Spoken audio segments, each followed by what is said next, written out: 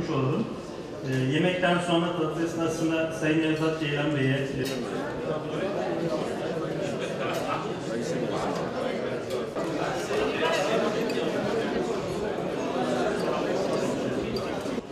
6500 üyesi olan bir federasyondur.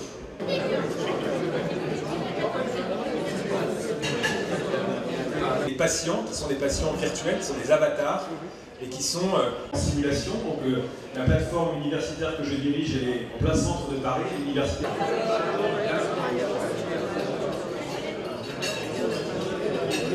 C'est de construire ensemble un hôpital totalement virtuel, c'est-à-dire un hôpital dans lequel on va retrouver l'organisation. Je suis aussi professeur à l'université Paris-Descartes, où j'enseigne, et notamment j'enseigne sur la médecine. La Turquie fait partie des pays qui sont des pays très jeunes, qui ont été, il y a quelques années, qualifiés de pays émergents et qui, comme tous les pays qui sont des pays jeunes et qui ont à rattraper, si je peux dire, le niveau de vie de l'ensemble des autres grands pays d'Europe occidentale, eh bien, connaît une croissance rapide.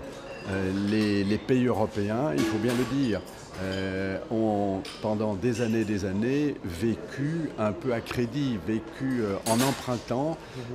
L'État a emprunté, les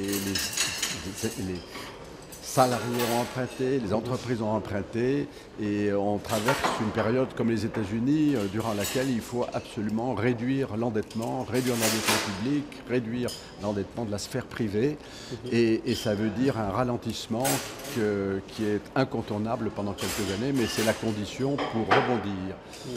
Voilà, la Turquie n'est pas dans cette situation.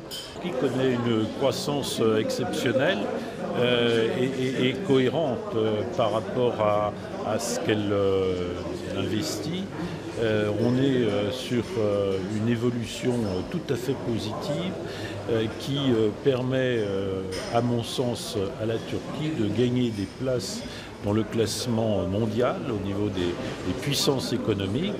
Et l'ambition qui a été affichée d'arriver dans le top 10 des grandes nations économiques me semble tout à fait réaliste compte tenu de ce développement économique qui se fait dans le calme, qui s'appuie sur une qualité des personnes, des ouvriers, des employés turcs et avec des managers, avec des chefs d'entreprise extrêmement dynamiques.